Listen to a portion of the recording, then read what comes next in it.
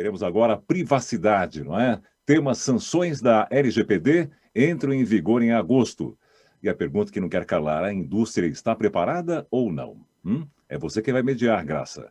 Como participantes, nós convidamos o diretor de Sistemas Engineering da Fortinet, Alexandre Bonatti, o gerente de Segurança da Informação e Data Protection Officer, DPO, na Leroy Merlin, Sérgio Castanho, o Information Security Officer, DPO, na Grob, Igor Fernando, de Alencar Gutierrez, o gerente de privacidade do Bradesco, Roberto Bruce, e a Head of Digital Cyber Law da Pires e Gonçalves Advogados, Patrícia Peck.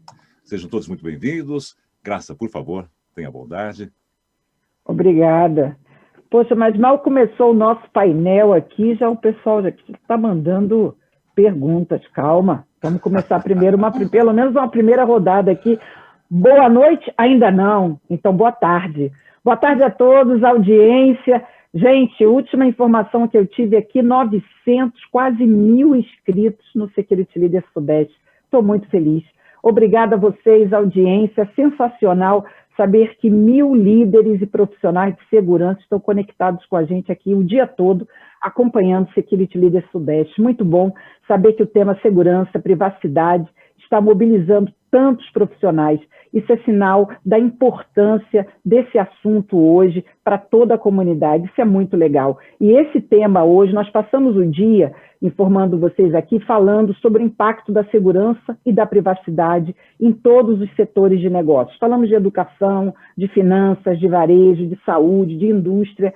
E estamos terminando o dia com um tema que eu acho que é cross, que é o tema clássico, que é o tema que impacta todos esses setores, que é a Lei Geral de Privacidade de Dados e o tema de privacidade e proteção de dados. Então, por isso, esse realmente é o painel que tem aí a maior audiência. Então, minha missão aqui será árdua, que é conseguir conciliar tantas perguntas e todas as questões que vocês vão ter que debater aqui.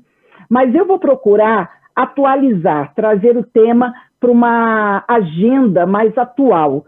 Então, vamos adiantar, vamos olhar um pouquinho para frente e nos imaginar aqui já em agosto, quando a gente tem aí um calendário já previsto pela própria lei geral. E, primeiro, Patrícia, a minha proposta para você e para o Bonatti é ouvir um pouquinho os profissionais, os líderes que estão no front nessas empresas, e acredito que todos eles já cumpriram aí uma grande jornada de compliance com a lei de proteção de dados nas suas empresas, e eu queria, então, fazer uma pergunta para eles e depois, então, ouvir vocês. E a pergunta que eu quero fazer, e vou começar com o Igor, é a seguinte: Igor, você acha que a ANPD está pronta para, a partir de agosto, aplicar multas e sanções? Seria bem direto. Boa tarde, Graça. Boa tarde a todos. Bom, eu estava com frio aqui, essa pergunta acabou de esquentar. Ah, aqui não tem frio, aqui é quente, esse painel é quente. Muito bom. Ó, Graça, vamos lá, vamos tentar separar por partes aqui. A NPD, ela foi constituída por excelentes profissionais. Eu conheço alguns, isso nós temos que reconhecer, né? Mas eu acredito que ela não esteja preparada, porque vão surgir situações que nós não previmos ainda. No Brasil aqui tudo pode ser diferente, né? O que nós não queremos neste momento, assim que começar, né, de fato tudo a valer, é que tudo isso passe a ser politizado por forças ou interesses externos, mudando ali a regra do jogo a todo momento, objetivando até mesmo, talvez, prejudicar empresas. Esse é um ponto muito crítico, né? Então, nós vamos ter que ficar atentos aos primeiros acontecimentos oficiais, aí sim nós teremos uma sombra do que está por vir. Afinal, nós não queremos que esse começo, principalmente, sirva para descapitalizar empresas perante a lei à base de multas, né? Mas sim que hajam ali advertências formais, entregas de planos de ação com medidas coesas para essas empresas, né? Pois senão, ao contrário disso, nós teremos um efeito econômico aí muito negativo diante dessas empresas e nós teremos uma reação em cadeia inimaginável. Então, eu acho que haverá um ajuste inicial aí, pelo menos no primeiro semestre. Perfeito. Essa é a expectativa do Igor. Sérgio Castanho, Leroy Merlin, qual é a sua expectativa? Você acha que a NPD vai estar pronta? Bom, boa noite, boa tarde ainda. Obrigado, Graça. Eu também fiquei aqui na dúvida, consultei o relógio, quase. Mas, antes de mais nada, eu queria agradecer a Security Leaders, a você, Graça, pela participação. Obrigada, é um prazer sempre estar aqui com todos, com tantas pessoas, referências da área, né? E concordo com o Igor, eu acho que o primeiro momento vai ser um momento de descoberta para nós, empresas, e para a própria ANPD. Um momento de entender o quão as empresas estão preparadas e a ANPD também está preparada. Vai ser algo que vai exigir um pouquinho de equilíbrio das partes. Não dá para a ANPD sair multando as empresas, estar preparada, descapitalizar as empresas, como também não vai dar para as empresas não estarem prontas, ou pelo menos minimamente adequadas em agosto. É uma exigência que temos que estar prontos. Perfeito. Roberto Bruce, estreando aqui, acredito, conosco, na TVB. Prazer imenso, vários colegas do Bradesco sempre participam aqui conosco, então super obrigada aí por você estar também fazendo parte agora do nosso time, e fica então também para você a mesma pergunta nessa rodada de fogo já inicial aqui, a sua opinião sobre essa data aí de mudança, né, de inflexão aí em relação ao papel da NPD, o quanto ela já vai estar pronta aí para essa nova fase.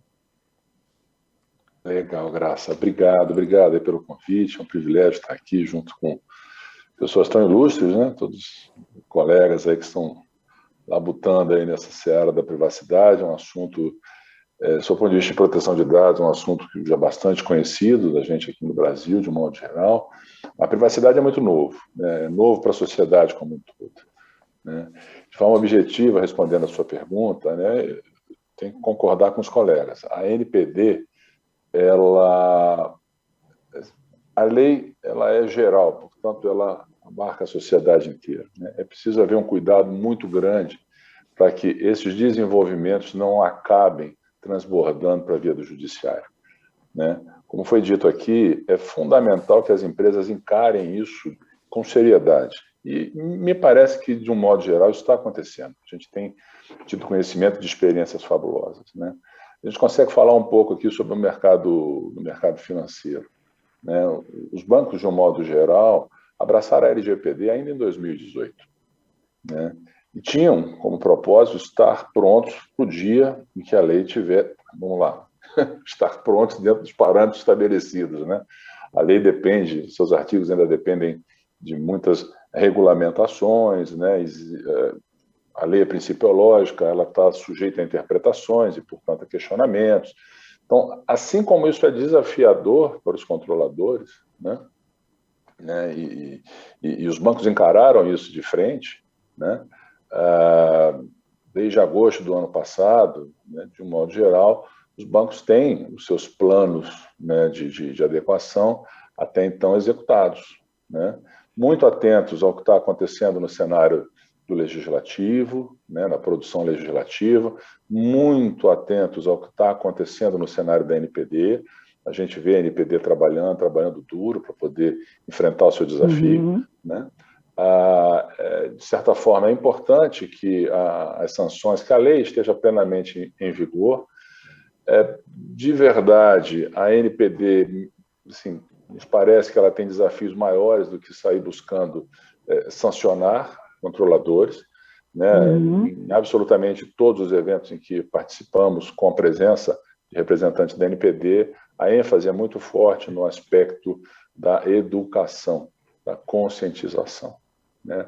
Isso é fundamental, não só no sentido de orientar, né, os controladores, a sociedade em geral, com relação a práticas que não venham a ser consideradas abusivas, assim como, e tão importante quanto, no nosso ponto de vista, é conscientizar as pessoas do que são de fato os seus direitos, do que são as obrigações dos controladores e também os seus direitos, né? A lei traz lá no seu artigo 2º, né, aspectos muito relevantes, né, que justificam, que fundamentam a sua existência. Isso precisa estar claro para todos. Mas entendemos, assim como os demais colegas, que esse aspecto das sanções vai começar a valer de verdade junto com a própria agenda de fiscalização, né, algo mais para frente. Evidentemente, se houver uma ocorrência de algo que destoe muito, né, a NPD será forçada a atuar, né, dentro dos limites que a lei estabelece aí. Perfeito. Patrícia, as respostas que foram dadas aqui surpreenderam você? Essa é a primeira pergunta. E a segunda eu sei que você acompanha muito de perto, né, toda essa movimentação, então queria saber de você se você acha que a NPD vai estar pronta, né? Porque, pelo que a última entrevista que eu fiz com a Miriam e também com o Sabá, eles colocaram, né, todo o cronograma de trabalho que precisa ser cumprido para que realmente a NPD seja capaz de fazer realmente, né, de ter a possibilidade de fazer essa ação de cobrança, enfim, de multas e sanções, porque isso realmente demanda todo um trabalho interno, né? E existe aí uma dúvida em relação a isso, você com certeza conhece muito melhor esses trâmites. São duas perguntas. Primeiro, se você ficou surpresa com a resposta, né, das empresas em relação a isso. Segundo, se você acha que a NPD hoje tem capacidade de cumprir esses trâmites internos até agosto. Em Graça, primeiro agradeço o convite de estar aqui, parabéns por mais esse Security Leaders, né? Acho que ainda bem que temos a tecnologia, né, para estarmos aqui virtualizados, e agradeço a participar de um painel tão rico, né, com todos os colegas presentes. Não sinto uma surpresa, porque eu acho que o mercado tem naturalmente uma expectativa, por ser uma nova autoridade, que ela inicie, sim, a sua atividade relacionada à fiscalização e penalização, que está prevista por lei, e que a gente teve prorrogação em 2020, quando a LGPD entrou em vigor em setembro, a Lei 14.010 acabou prorrogando para o dia 1º de agosto.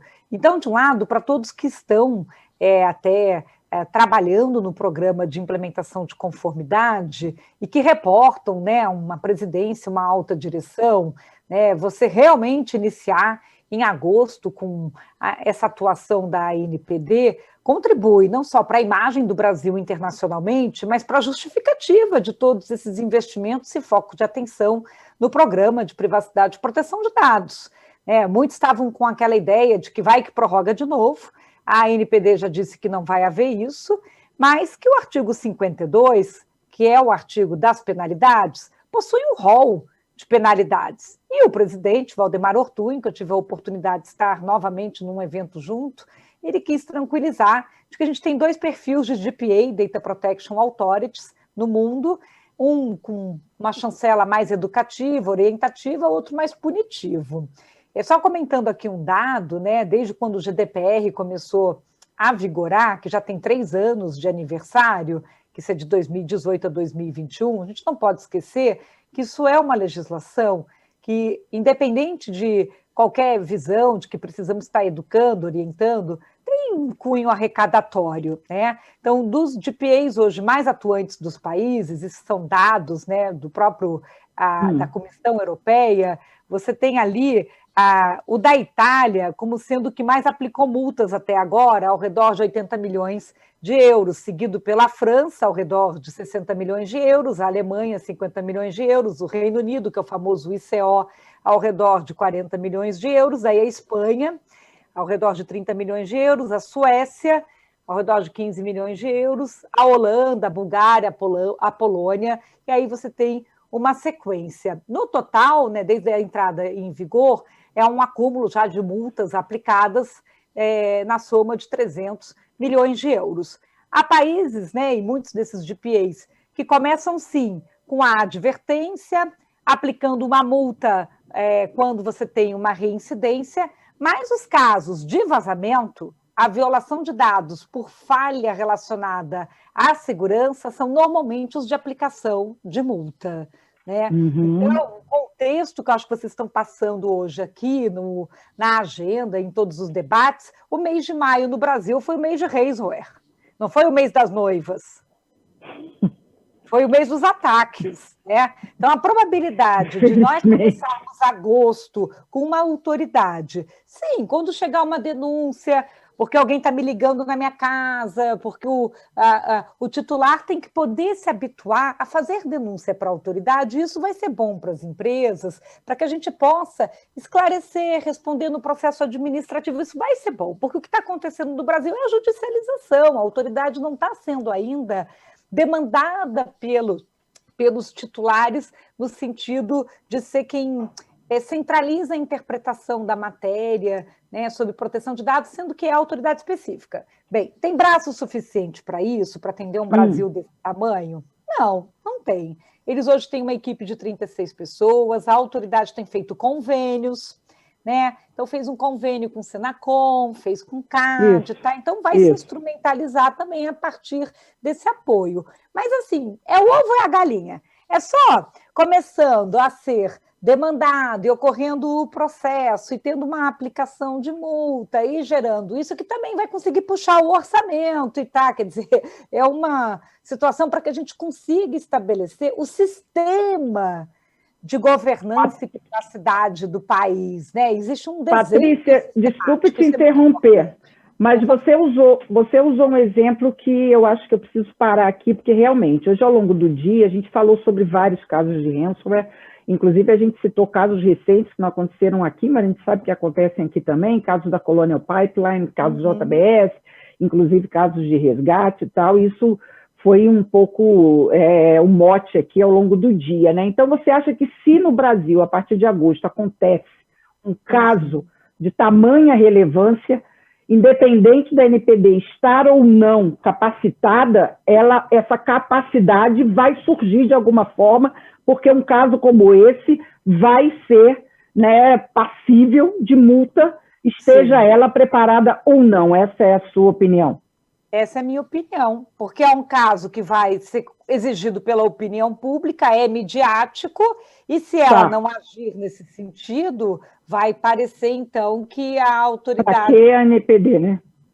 Exatamente. E aí ela fica desmoralizada no sentido de que já está no seu dever dessa aplicação. Não digo para outros casos, como acontece, de não aplicação adequada de base legal, um problema de atendimento de direitos de titulares, não cumprir com o princípio de transparência, que também existem essas situações de violação. Mas, normalmente, as penalidades máximas, o juízo de gravidade, que está previsto também ali na análise da autoridade, tem a ver com essas situações de violação quando implica em vazamento de dados, lembrando que é uma lei de proteção de dados, né? Então, o capítulo da segurança é um dos mais importantes relacionados a essa legislação. Perfeito, muito bem pontuado. Alexandre Bonatti, vamos respirar um pouquinho, né? Porque ainda bem que se a gente começa com esse painel ao longo do dia... a turma dos CISOs aqui ia mudar bastante aqui o tom dos debates com os CISOs que passaram ao longo do dia por aqui, né? Porque a gente falou bastante de ransomware, a gente falou bastante do quanto, né, todos esses casos têm preocupado muito, né, todas as verticais, ao longo do dia foi um assunto bastante comentado, mas a gente comentou tudo que está acontecendo lá, né? Mas a gente sabe que o que acontece lá acontece cá, né? E do lado de cá. Então, Bonatti, é sinal de que a partir de agosto, sim, tem uma preocupação a mais aí na agenda dos CISOs, com certeza, né? Oi, Graça, todo mundo, e boa dos noite DPOs agora. também, obviamente, né? Sim, sem dúvida, sem dúvida. Um prazer enorme estar aqui mais uma vez no Security Leaders. Sim, e é interessante que quando a gente associa, por exemplo, essa questão de LGPD e a gente vai falando com os clientes, com a indústria, eles têm essa ligação muito forte com vazamento de dados. Eu vejo que a maior preocupação hoje das empresas é, de fato, com o vazamento. A gente sabe que a LGPD, ela tem... A tecnologia faz parte, sim, de um processo de adequação, mas tem várias outros pontos que precisam ser cobertos, né? E aí a gente ainda vê essa onda acontecendo que não tende todo o nosso time de especialistas que estão olhando todo mundo, a gente só escuta de tendência uma piora nessa situação, por vários motivos. Os dados estão cada vez mais caros, então ter essa moeda de troca de dados de usuário, ter a NPD agora com essa questão de sanção, poder usar extorsão, então a gente vê esse movimento de ataques, uma onda muito grande e ela não tende a diminuir. E aquela velha pergunta, né, que a gente escuta muito, o que eu compro para estar seguro? Então não existe aquela bala de prata que ou não só estar seguro, mas estar aderente à LGPD. Não existe essa pílula mágica, bem que a gente gostaria que existisse. Então, a gente precisa ainda mostrar para as empresas todo esse contexto que eles precisam se preocupar. Cibersegurança, ela vem evoluindo muito as empresas. Nunca teve um mercado tão aquecido na indústria de cibersegurança como nós vimos nesses últimos 2 anos, por 2 motivos. Verdade. Claro que a LGPD pode ser um impulsionador, mas também a gente teve a pandemia que acelerou em 10 vezes a transformação digital das empresas, e a gente sabe que cibersegurança é um pilar fortíssimo dentro da transformação digital. Então, esse movimento de investir em cibersegurança, ela teve uma intensidade muito forte nesses últimos 2 anos, e a gente espera que realmente as empresas estejam mais preparadas agora por essa nova onda que não tem fim. Quando a gente olha estatísticas de probabilidade de perdas e danos com ransomware, nós olhamos num espectro até de 2030. E olha que interessante, quando a gente olha, inclusive, nos Estados Unidos, nós já estamos vendo cursos preparatórios para negociadores de ransomware. Ou seja, é uma profissão que está surgindo visando exatamente essa preocupação que as empresas estão tendo com cyberataques hoje. Isso é algo que nós também tratamos bastante aqui, viu, Bonatti? Porque o fato de terem sido... né, nós já tínhamos casos, né, de pagamentos de resgate, mas esses pagamentos recentes, né, impactaram bastante. E, de certa forma, se questionou um pouco se nós vamos entrar, né, de certa forma, por essa via, e que isso não é considerada uma boa prática. Sérgio Castanho, olhando esse aspecto dessa primeira rodada do que foi colocado, se nós fizéssemos aqui uma pergunta há 2 anos atrás, o quanto que as empresas estavam preparadas para enfrentar esse cenário que a própria Patrícia colocou e que o Bonatti, de certa forma, também pontuou, se as empresas estavam preparadas para tanto vazamento de dados quanto os ataques de ransomware num cenário de LGPD e de ANPD pronta para multas, eu acho que a gente diria que não. Você acha que mudou esse quadro e que a pandemia foi um fator que acelerou, ou você acredita que não, que a maioria das empresas hoje ainda não está preparada e que vem por aí um período bem crítico para a maioria das empresas no Brasil? Desculpe. Bom, Graça, acho que a resposta é sim e não. É uma resposta bem complicada. Por quê? Até pegando o contexto. Não existe privacidade sem proteção, não existe proteção sem cibersegurança. Então, a pandemia, com certeza, ela acelerou o processo de cibersegurança nas empresas. Isso é fato para você, isso é fato. E... Isso é bom, né? Olhando para o lado da questão da proteção é bom, porque proteção anda junto com cyber, de certa forma, né? A proteção de dados, que eu digo, ela depende da cyber, né? E a privacidade depende dos dois. Então, exato. Um acelerador gigantesco. Sim. Mas as empresas, os atacantes ainda estão muito na nossa frente. Então, eles têm tempo, eles têm dinheiro, eles têm vantagens que nós não temos. Nós temos budget limitado e nós não temos o tempo que eles têm. A cibersegurança ainda tem muito a avançar e eu vejo sim que teremos ainda um tempo nebuloso pela frente. Você bem colocou com o mês do ransomware, agora de maio, nós talvez, imagino, mas em agosto nós começaremos a ter chantagens com base de dados. Eu tenho esse feeling, eu acho que vai ser divertido o mês de agosto. O que você acha, Igor? Você concorda que houve uma aceleração, como foi colocado aqui, a pandemia acelerou, mas em compensação, infelizmente, né, sempre acelera para os dois lados, né? Então, o que a gente está vendo é isso, né, de certa forma, né? Mas qual é a sua visão aí? Porque a Patrícia, assim como eu, né, acho que a gente não combinou, né, Patrícia, mas a gente colocou fogo no parquinho aqui. Vamos lá, Graça.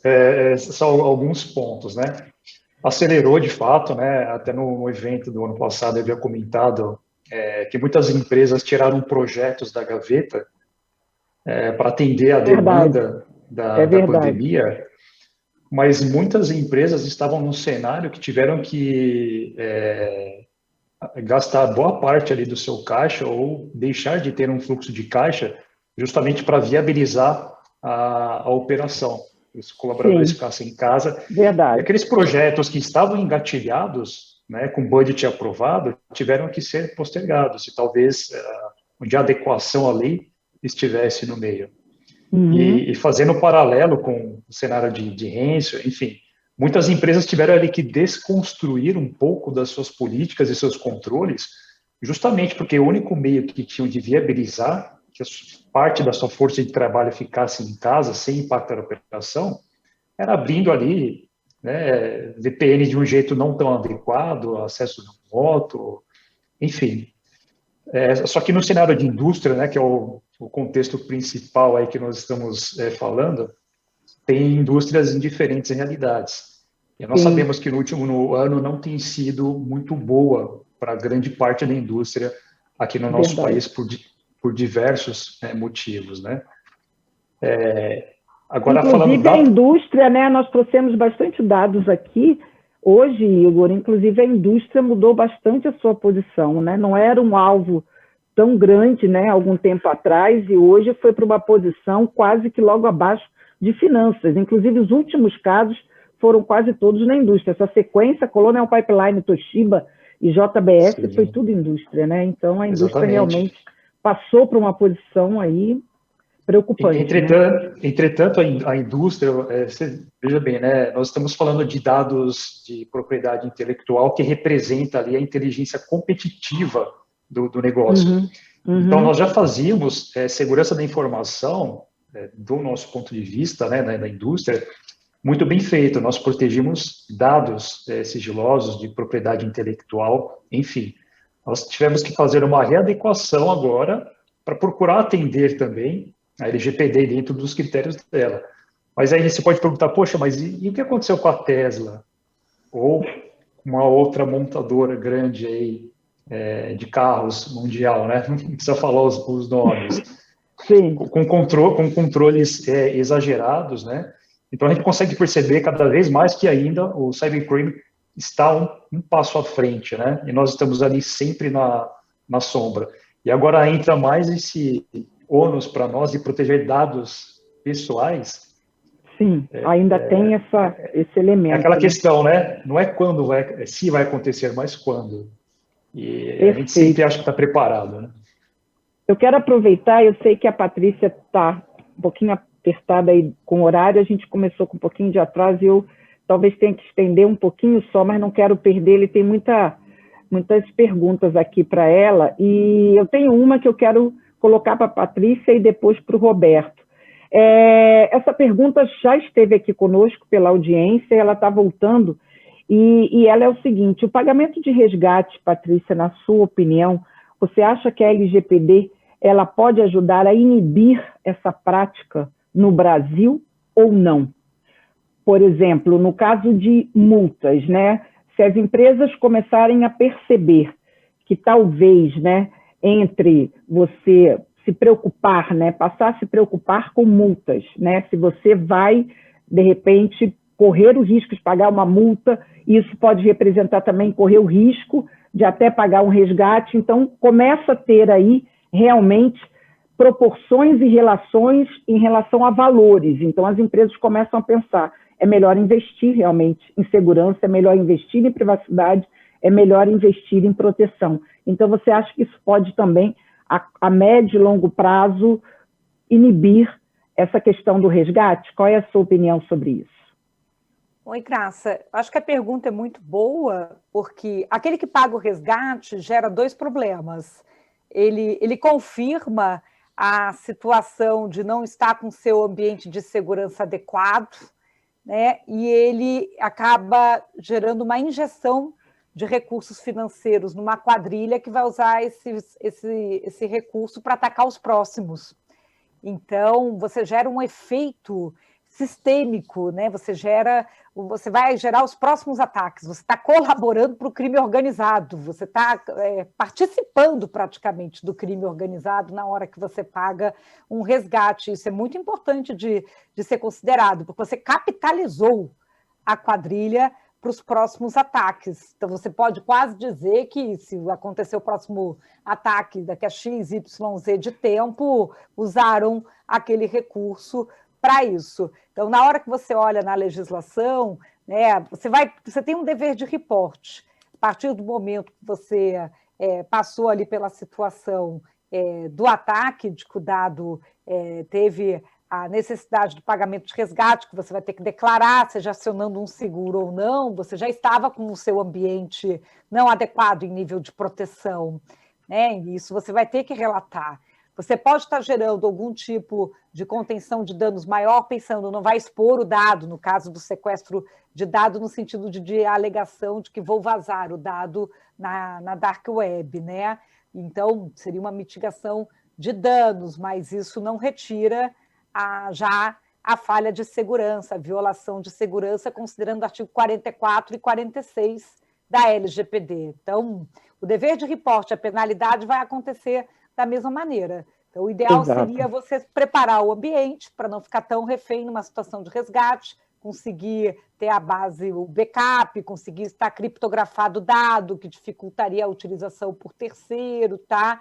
Ou ter que administrar a conclusão, ou seja, se tiver que ter um efeito ainda final de uma exposição a terceiro, pelo menos você não capitalizou a quadrilha para próximos ataques, porque isso gera... A gente tem que pensar a LGPD e uma legislação de proteção de dados não só individualmente, dentro da própria empresa, mas pensar em ecossistema. Exato. Isso gera efeito ecossistêmico. Né? Isso eu acho que entendo que isso está sendo avaliado, né? Os Estados Unidos, as declarações da administração atual, inclusive, elevar a categoria de ransomware para o mesmo nível de terrorismo. Eu acho que no Brasil talvez a gente tivesse que ter uma avaliação nesse sentido e combater mais efetivamente. E, de certo modo, se você colaborar com uma quadrilha, você está colaborando com o próprio terrorismo, né? Se você pensar nesse sentido. Perfeito. Roberto, o que você acha disso, dessas relações entre pagamento de resgate e, ao mesmo tempo, pagamento de multa? Se você começar, né, no Brasil a considerar esses valores, o que isso pode repercutir também em termos de versus investimento em proteção, em privacidade, em cybersecurity? Você acha que isso pode, de alguma forma, tangibilizar o investimento de cibersegurança? Pode virar alguma referência em relação a isso no Brasil, impulsionar investimentos? Enfim, o que você acha que pode trazer de impacto, mas também de amadurecimento para as empresas? É um excelente ponto. Veja, sob o ponto de vista do pagar ou não pagar o resgate, eu pessoalmente concordo com isso tudo que a Patrícia colocou aqui agora, né?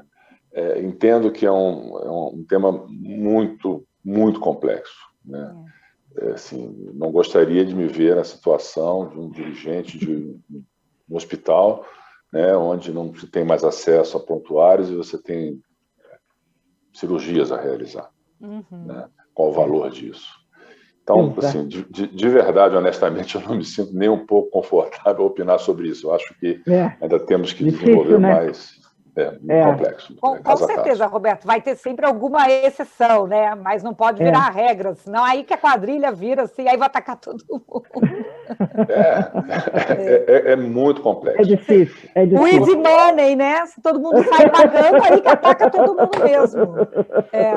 Exatamente. Então, assim, eu acho que a gente, de um modo geral, né, a gente tem essa consideração de não colaborar, né, com o criminoso. E é como a Patrícia falou, à medida que você injeta dinheiro, esse dinheiro retroalimenta essa mesma atividade, né? Então, no mercado financeiro, a gente tem essa percepção muito vívida. Do ponto de vista, né, vamos pensar no outro lado da moeda, o aspecto positivo que isso traz, seguramente os investimentos, né, em proteção, né, em cibersegurança, eles não vão parar, eles passarão a ser uma linha importantíssima no orçamento de absolutamente todos, né? Né? Porque, veja, como foi dito, não é questão do se, é questão do quando. Esse quando pode ser amanhã, pode ser daqui a 200 anos, mas ele precisa, nós temos a percepção de que ele está presente, esse risco é muito, muito grande, né? Porque o criminoso está sempre à frente da gente. A gente até aqui não encontrou ainda uma maneira, né, de estarmos adiante. É como se estivéssemos enxugando o gelo, né? O que acontece é que os criminosos, como qualquer criminoso, ele vai buscar sempre onde ele tem o menor risco e a maior facilidade.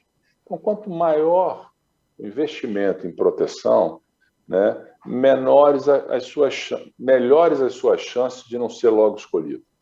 Parece aquela história dos dois sujeitos, né, na selva, e aparece um leão e um abaixa para calçar um tênis e o outro está descalço. Ele diz, pô, mas você acha que vai correr mais do que eu? Não, mas correr mais que o leão? Não, mas que você eu corro, né? Mas isso está longe de ser uma condição aceitável, né?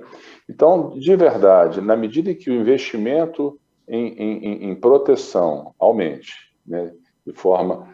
Veja, assim como no passado, investir em tecnologia para armazenamento de dados era muito caro e poucos podiam, e hoje isso deixou de ser um grande desafio, os investimentos em proteção devem caminhar nessa mesma direção, né? Então, à medida em que a gente consiga ter os investimentos, independente dos setores, a gente falou agora um pouco da indústria, né? Você não tem efetivamente dado pessoal ali, mas você gera um impacto numa porção de pessoas, né? Então, na medida que você tenha esses investimentos aumentando, a dificuldade crescendo, né? O aspecto positivo nisso, do ponto de vista regulatório, é que a percepção, a consciência, né, de que o risco está presente, né, ela não só faz parte da nossa realidade, como do próprio regulador. À medida que as regulamentações surjam, né, no sentido de dar direcionamento daquilo que é um padrão aceitável, uma referência, né, compreendida como razoável para aquele momento em que vivemos, né, as empresas que estiverem alinhadas, né, com suas práticas alinhadas a essa referência, terão, sob o nosso ponto de vista, né, um olhar diferenciado por parte do regulador, como já existe hoje com relação a diversas regulamentações em diferentes setores. Perfeito. Essa é a relação que a gente entende, Graça. Vou trazer mais uma última pergunta aqui, Bonatti, direcionada para você. Se você acredita que como a gente está falando aqui de recursos e valores, uma questão clássica da segurança sempre foi tentar transformar a segurança de custo em investimento. Isso é uma questão clássica da segurança e ela sempre permeou, né, as áreas de security, as questões, né, e os debates de CISOs. Então, alguns aqui estão perguntando se você acredita que agora que nós estamos vivenciando, né, esses valores tão altos de resgate, se isso pode ser uma moeda de troca no sentido de, agora sim, falar de segurança como investimento. Claro, não, excelente pergunta, Graça. A gente viu, a pandemia deixou isso muito evidente, o quanto a área de tecnologia e a área de cyber, elas se tornaram protagonistas dentro das empresas, ou seja, elas deixaram de ser uma área de suporte, passaram a ser uma área estratégica. Então, basicamente esse investimento, a justificativa de investimento, antigamente era muito pautado também no medo, ou seja, trazer para os CEOs a questão de perda e risco, mas a gente tem uma outra vertente dessa conscientização dentro das empresas, que é agregar valor, ou seja, manter, por exemplo, um serviço de excelência. Isso a gente tem que mudar, nós da área de tecnologia e cibersegurança, a forma que nós apresentamos esses resultados. Por exemplo, hoje a gente está muito acostumado a ser, dentro da área de cyber e tecnologia, ser acionado somente quando a gente tem um problema.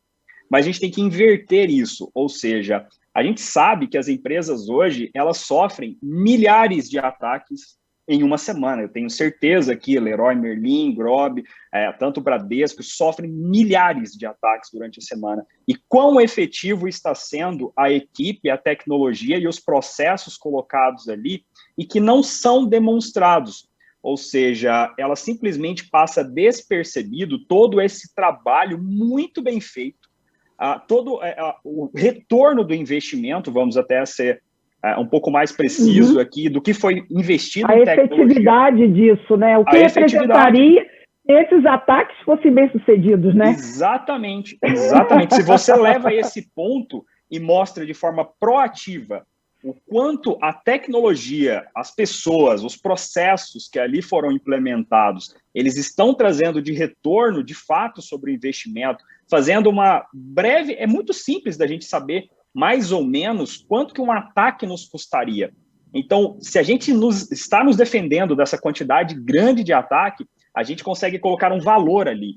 E quando a gente coloca um valor monetário para apresentar para o CEO e para o CFO, tudo fica mais fácil. Então, ele vai entender, de fato, a necessidade, o quanto é importante, nesse caso, o investimento em cibersegurança. Perfeito. Patrícia, dá para você responder uma última e a gente encerra, consegue? A última pergunta, o pagante de um resgate, ele pode ser, Patrícia, legalmente enquadrado como coparticipante ou ter algum tipo de responsabilidade subsidiária ou solidária de um crime dos cyberterroristas pagos? Você sabe se existe já mundialmente alguma coisa nesse sentido sendo discutida? Olha, aqui para o Brasil, não. Ainda não temos isso, tá? Mas o que se colocou no relatório do FBI de 2020, na recomendação de que as instituições não deveriam fazer esse tipo de pagamento, e algumas seguradoras até retiraram isso do rol de coberturas, de que haveria a verificação de que se isso poderia ter alguma responsabilidade, até se pudesse ter alguma combinação para possível lavagem de dinheiro, ou seja, me sequestro dado, eu pago um resgate, depois tem uma devolutiva, ou seja, existem questões que precisam ser averiguadas, então seria sempre envolvido o FBI, ou seja, a Polícia Federal Norte-Americana, em situações como essa lá, para fazer essa averiguação. Então, o caso tem que ser excepcionalíssimo, como a gente estava comentando, que eu coloquei aqui para o Roberto. Ele apresentou um caso, né? Imagina, uma situação de saúde, tá? O hospital que não consiga gerar recuperação da base de dados, fique com as suas operações suspensas enquanto que está nesse período aí refém da quadrilha, e que no caso dos Estados Unidos eles passaram essa discussão devido a se você estiver atacando infraestrutura crítica, que possa afetar, inclusive, soberania nacional, então, redes elétricas, energéticas, sistema financeiro, né? Você tem lá uma lista, como aqui no Brasil nós também temos esse tipo de grupo, e se ali poderia gerar uma exceção, né, relacionada a isso. Senão, tem que se averiguar, aí poderia levar para algum tipo de conluio, né, de possível responsabilidade, mas só se entender que há algum conluio. Tá? Perfeito. Ok, pessoal. Bem, falamos aqui do cenário de agosto, da opinião de todos aqui em relação à NPD estar pronta, as empresas estarem prontas, tratamos da questão de resgate, porque a audiência trouxe bastante esse tema. Ao longo do dia discutimos aqui nos painéis.